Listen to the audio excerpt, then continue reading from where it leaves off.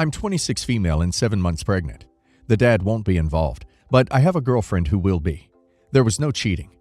My brother is 20, and he's staying with me while he attends uni. He's heading into his final year, where he'll be writing his dissertation.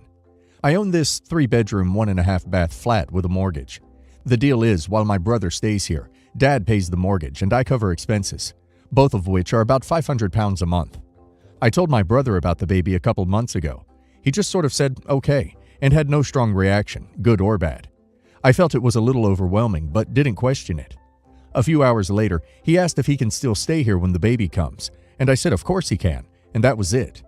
About a month after that, he asked me about my childcare plans. I outlined my fairly comprehensive plan. He said that's good because he's not helping out. I said I didn't expect him to. Then, 2 nights ago, I finished up the nursery in the spare bedroom, though the baby probably won't be in there for at least a few months after the birth. Brother asked me what the nursery at my girlfriend's place looked like, and I responded that my girlfriend doesn't have a nursery at her place. My brother asked if that meant the baby would be here every night. I said that I'm the mother. Of course the baby will be with me. My brother then went off on one, saying I should have made that clear because this is going to screw up his studies.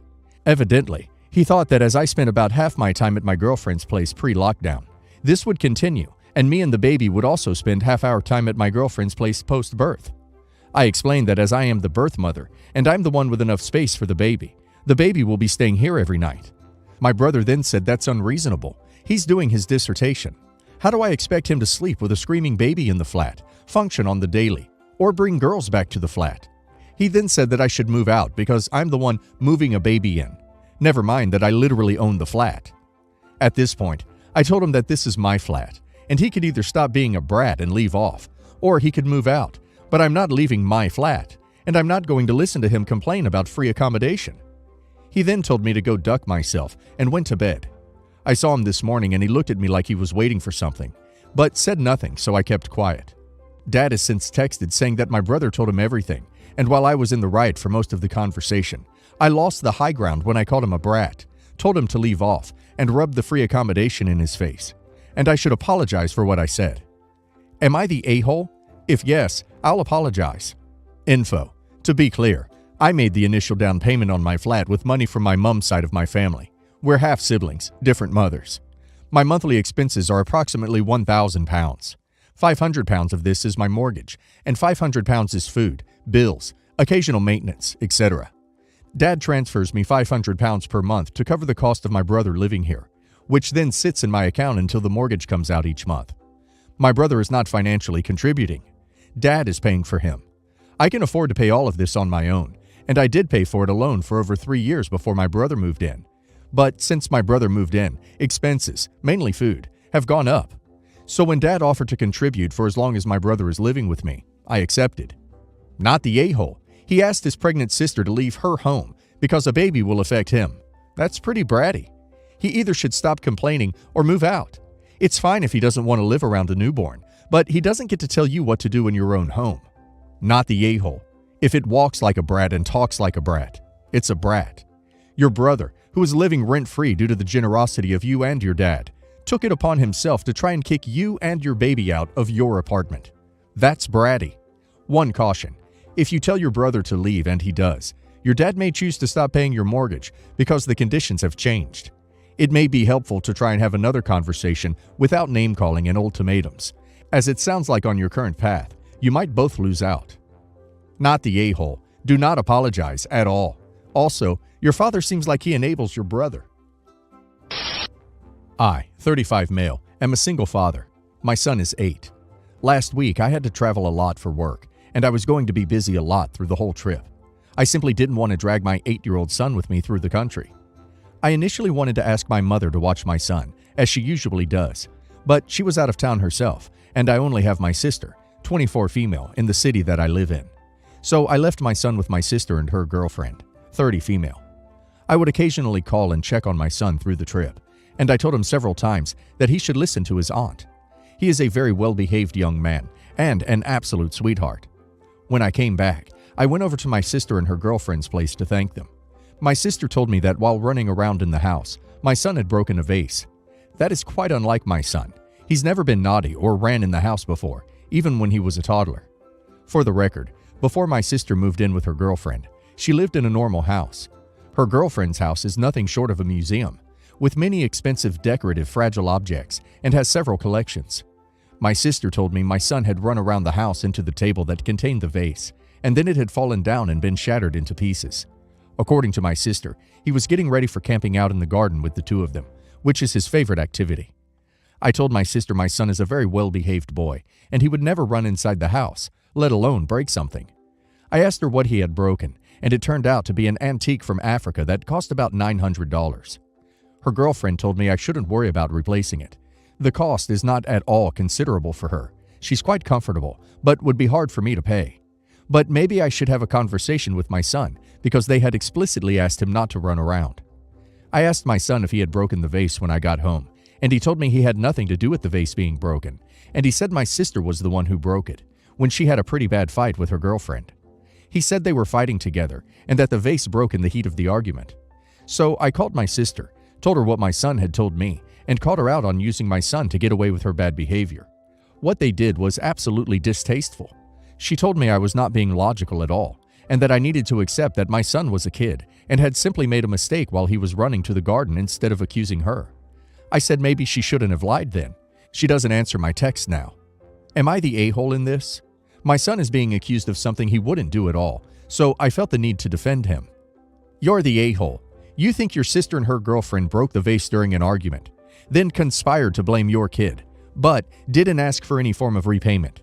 Just asked you to speak with your 8-year-old, so they did it purely maliciously to make an 8-year-old look bad, or not even bad, just like a typical 8-year-old, to his father. That makes no sense, unless your sister and girlfriend have a long history of narcissistic or strange behavior. You've picked a totally improbable series of events over the very probable possibility that your 8-year-old was acting out a bit in a new and different environment without his dad around. Edit. Or do you think your sister is lying to everyone? And in that case, why the "what they did was absolutely distasteful" statement? I don't really want to make a judgment here. What I want to say is this. No matter what happened, going forward, your sister should not be on the list of possible people to watch my kid. Either they have a house which is so fragile that a kid who is only low-key rambunctious got himself into trouble and broke a vase, or your sister and her wife had an argument which ended in a broken vase that your 8-year-old was present for or aware of, and that your sister and her wife then lied about. This is not a good place to leave your kid, no matter which option is true. This is not a good babysitting situation. You're the a-hole. This is standard golden child mentality. Your kid obviously broke the vase. Your sister wasn't seeking compensation, so she had no reason to lie. You're an a-hole for not believing your adult sister over a child. Kids misbehave and lie. He's 8. Of course he's running in the house. So, 15 male. Dad died not that long ago. It'll be 6 months next week. My mom moved us out of our house because she said it hurt her too much to be there, and now we're living in this new house for 2 months now, and I hate it. Last month, my 20-year-old sister told us she's pregnant, so now her and my mom are getting ready for a baby in the house. To be honest, I'm not really excited like them, but I thought whatever. Until yesterday. My sister told me I have to get rid of my dog before the baby comes. I asked her why, and she said because dogs are bad for pregnant women and newborn babies because they carry germs and parasites. I told her that's not true. I always bathe my dog. He has all his shots, and we take him to the vet regularly. He's also been around lots of babies before, and he's super friendly to them, so he can't be a danger to her baby. My sister got mad, so she got my mom involved. She told my mom I was being a brat and that I don't care that I'm poisoning her baby. I told my mom I didn't want to get rid of my dog. My dad bought him for me as a puppy on my 9th birthday. There's been lots of changes these months, losing my dad, us moving, and now getting ready for a new baby. My dog is the last connection to my dad. My mom's not home much, neither is my sister, so I feel like all I have is my dog. I explained to my mom why I don't want to get rid of him. She said she understands he's important to me, but I need to stop thinking about myself and consider my baby niece or nephew. I said I don't even believe my dog is bad for my sister's pregnancy. She never liked him since Dad bought him, and I feel like she's using this to get him out of our house. My mom said she isn't going to force me to get rid of him, and she'll leave it up to me. My sister's been mad at me since, and keeps making comments about how she hopes me taking my sweet time deciding what to do won't damage her baby. They're both expecting me to do the right thing, but I don't know if I want to. Does that make me bad? Am I the a-hole because I want to keep my dog? P.S. My dog avoids my sister because she treats him bad if he's close, so it's not like he'll be all over her. Not the a-hole. Please do not get rid of the dog your dad got you. Your sister is being selfish and dramatic. The dog can't harm her child. Make sure you demonstrate that you're a good dog owner, clean up after them, take for walks, etc. Make sure they are cared for well, entertained and microchipped in case they suddenly become lost due to your sister. You've gone through significant trauma, heartbreaking loss at a young age. Your dog is your family. Millions of people across the world have dogs and kids. In fact, most dog owners have family. Put simply, it's not an issue. Your sister is being uncaring and manipulative. Don't get rid of the dog based on her lies. Not the a-hole. Your sister is being difficult for the sake of being difficult. There is no reason a dog well-behaved that's well taken care of with its shots would be any danger to a pregnant woman or a baby. Not the a-hole. Perhaps if your sister really believes dogs are bad for pregnant women, she should find a new place to live. Responsible enough to have a baby, responsible enough to figure out her own living situation. I'm a divorced dad with 3 kids, 12 female, 7 female, 4 male. My girlfriend and I are both essential workers and come into contact with a large number of sick people on a daily basis. One of my children had a lung transplant several years ago and is immunocompromised. As such, we decided that right now it would be safer for them to stay with their mother. I make significantly more than my ex, so I bought a tablet for each of my kids, and they each have Disney+, Netflix, and Hulu. My 12-year-old also has a cell phone, which she mostly used for school. They also use their tablets to FaceTime me every once in a while. I was talking with my 12-year-old yesterday, and she mentioned that she would like to be able to use her tablet. Of course, I was confused, and I asked her what she meant by that. Apparently, her mother has been taking her tablet away from her and using it for herself. I checked my daughter's account's Netflix history, and I saw shows that she definitely wouldn't watch, i.e., House of Cards, Blacklist, The Witcher. I called her and asked her to give my daughter's tablet back. She said no, and that my daughter lost her tablet as a punishment for not doing her chores on time. I told her that was fine, but she shouldn't be using it. Then she said that I'm just trying to show off my wealth by giving the kids tablets and streaming services, and that my daughter already has a cell phone, so she doesn't need a tablet. So am I the a-hole? Not the a-hole. I'd put a password on it for just you and your daughter, maybe along with parental controls so you know she couldn't get into trouble. That way, X can't manipulate the situation and take things from her to be selfish. It's not hers, it's your daughter's, and she's not entitled to it as she doesn't pay for it or the services. Not the a-hole, but let's be honest. Your ex has your 3 kids on her own full-time with no school for weeks on end. She's doing you a solid by agreeing to take them, as this is probably way outside any known custody agreement. You're clearly doing better than she is, and they're all going a bit stir-crazy. You can lock out all the tablets, or extend an olive branch. Ask her to return the tablet in exchange for your sign-in info, so she can watch on her own TV, if possible, while all of this is going down. If that idea doesn't work, then go ahead and do what you feel you need to do. You guys have to deal with each other for years to come. No reason to go scorched earth just yet.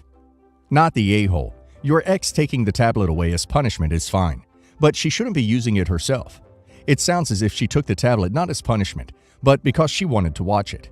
Go into the accounts and set up parental controls to block any kind of adult content. Edit. After talking to my daughter for a bit, she says that the chores she didn't finish were not setting the table how she likes it, and not cleaning her room enough. It looks like my ex is just using whatever excuse she can to take the tablet away. Edit number 2. Okay, so I had a conversation with my ex. I never really considered that this might be stressful for her as well.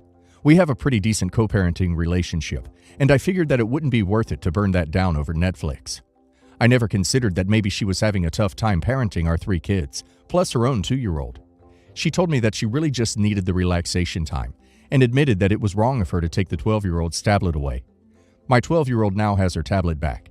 I decided that since I have a Netflix account, it wouldn't really hurt to just let her use it. My 29 female, husband, 26, and I have been married for over a year. We got married during the virus and had to postpone our wedding celebration. My husband is not very romantic and did not plan anything special for our proposal. We were camping when he suggested getting married in the city hall the following autumn. Since this was low-key and nothing special, he promised to make a sweet surprise, proposal-like, for me sometime in the future. Anyway, to this day, he never did organize that surprise. The issue arose 2 days ago when his friend called and explained that he intends to propose to his girlfriend in the city we reside. He invited us to go out with them and make some cute videos and photos of the proposal.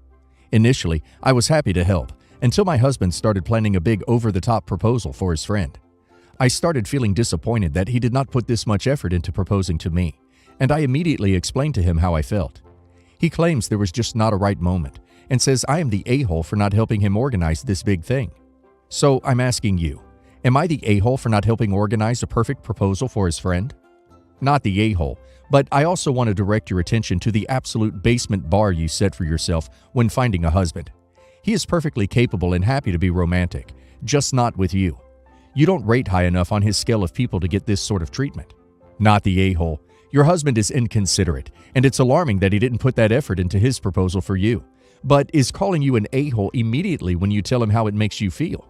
Not the a-hole. I see the jealousy here, but it's valid.